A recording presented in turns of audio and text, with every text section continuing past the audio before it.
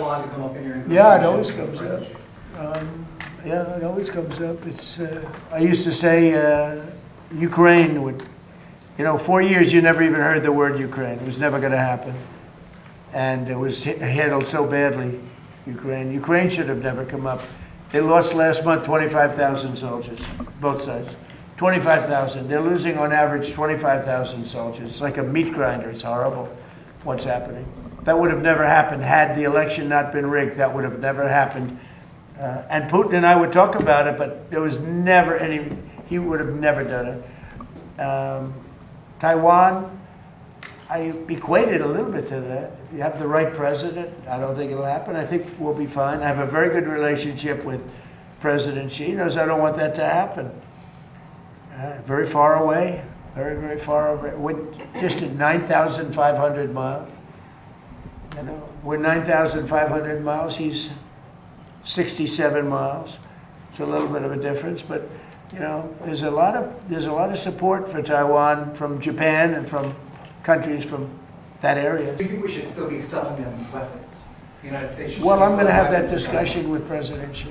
President Xi would like us not to, and I'll have that discussion. That's one of the many things I'll be talking. What they really want out of this, Jim, is some kind of economic deal. They want any kind of either private sector deals or public deals that they can tout as a success out of this trip. And it's likely they're going to get it because both China and the U.S. want to come out of this with something. And they've already been laying the groundwork. We know that Secretary of Treasury Scott Bessent has really been kind of priming for this meeting, laying all the groundwork for economic deals. They're going to talk about agriculture, potentially China buying some soybeans as well as commercial jetliners and technology. That's going to be a big point of conversation.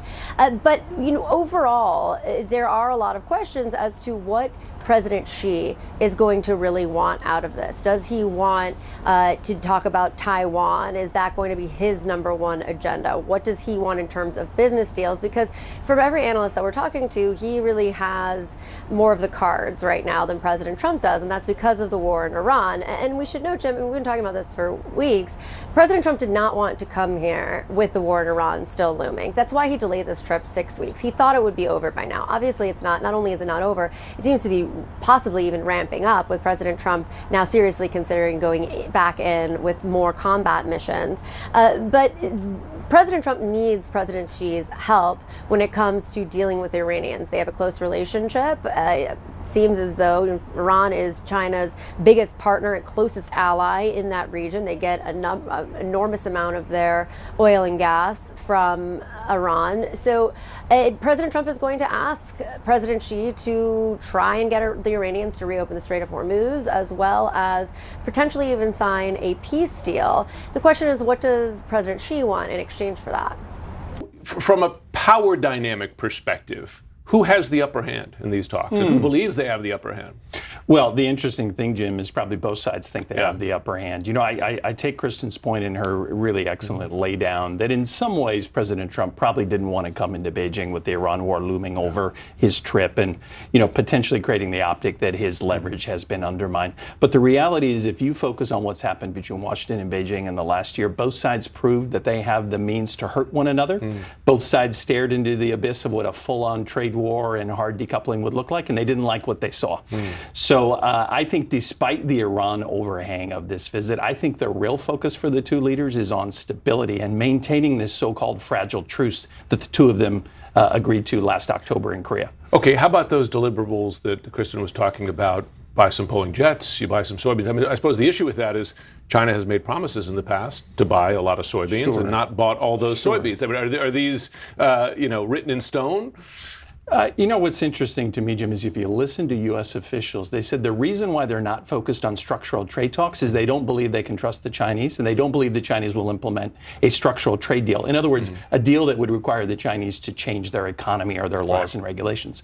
But what U.S. officials have said is they believe if you focus on a narrowly tailored commercial deal and secure a commitment to buy planes, grains, and some other things, that's more easily enforceable and the Chinese are more likely to deliver. And also, that kind of a short-term gain is easier to sell at home for the president as well. How about with regards to the Iran war? President Trump would like China to pressure Iran to open the Strait of Hormuz. Is that something he's willing or able to deliver on? Well, it's quite interesting. If you look at the president's cabinet, Secretary Hegseth, Secretary Rubio, and others have said that the intention is to put pressure on China to do more, to press Tehran to open the Strait of Hormuz.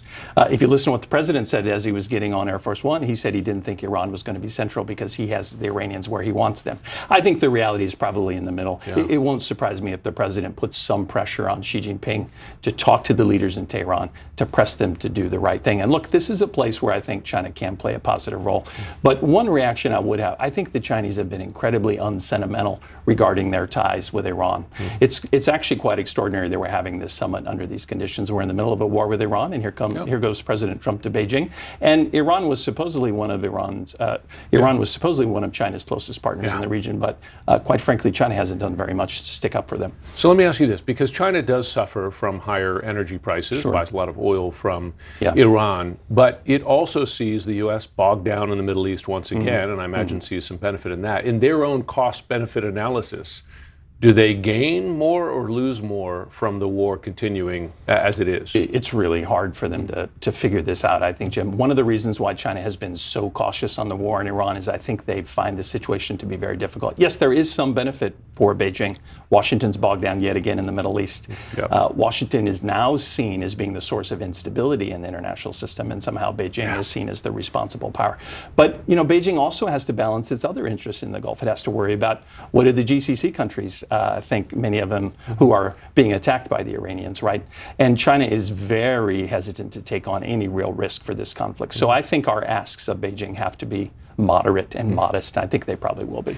Tell me the level of concern, particularly in Taiwan, that the U.S. president cedes ground there that he might not see as crucial, but is very crucial to Taiwan. I think the level of anxiety is pretty significant. Look, it's interesting. You talk to friends across the region. Most American allies and partners want to see stability between Washington and Beijing, but they don't want to see things to be too good between the two countries, and they certainly don't want to see the United States in too accommodating a posture. I think that's the fear. So whether it's on Taiwan or tariffs or tech, I think U.S. allies and partners will be looking to see what does the president do. If he's seen as giving away too much, that could increase concerns about the credibility of the United States, the reliability of the United States, and specifically on Taiwan.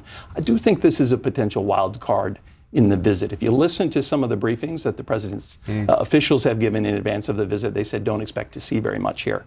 But I still think there's a possibility that the president might show some flexibility, and that could have a really significant impact on the way the region views the United States. What would he get in return for that? I mean, would China be offering some sort of quid pro quo? Well, that would be the question. It's hard to tell, and quite frankly, I think we won't know until the two leaders sit down. But look, Chinese friends as well, they know that this is a risky play too, and so we'll have to see, does Xi Jinping actually push the issue?